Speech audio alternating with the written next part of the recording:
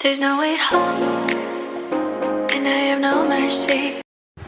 Hello guys! Update po tayo sa ating mini sari-sari store. Ayan na si Miming nakatingin sa akin. Guro nagtataka siya. Ano ginagawa ni Mama? Joke lang.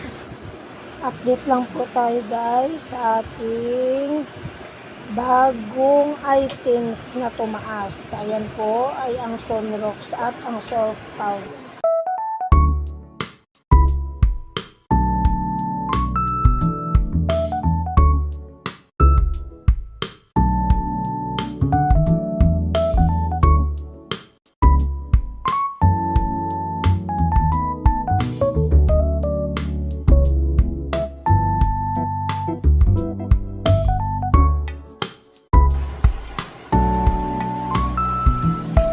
Hello guys! Update lang po natin yung ating presyo.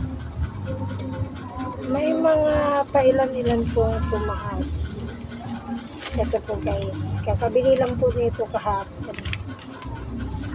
Yung tumaas po ay ang Surf Powder. Dati po siyang 38 sa Pure Gold. Dito po ngayon ay nagiging 41 na. Ito siya guys. Surf Powder. Ang bintahan po namin sa tindahan ay magiging 9. And then, yung Zonrox. Yung 100 ml na Zonrox. Dating, ito guys. 100 ml po na Zonrox. 9 lang alam ko dati or 10. Ang bintahan namin dati yan ay 12. Ngayon po guys 11. So magiging 13 na ang bintahan namin tindahan. Ngayon ang Zonrox 250 ml. Dati pong ang bintahan namin ay 18, 20. Ngayon po guys nasa 18. So magiging 23 na siguro. And then yung color shift guys. Dating kano nga tong color shift? Dati bintahan ko ng color shift 30. Ngayon guys, yung presyo ng pure gold ay 30. So magiging 33 o 34 na po sa tindahan. Yan lang guys.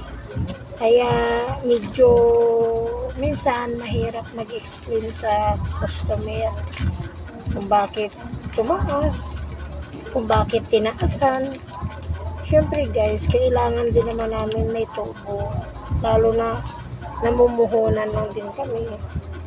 Ano pang nagtindahan ka kung wala ka namang tinutubo. Ito guys, Zonrox, maliit.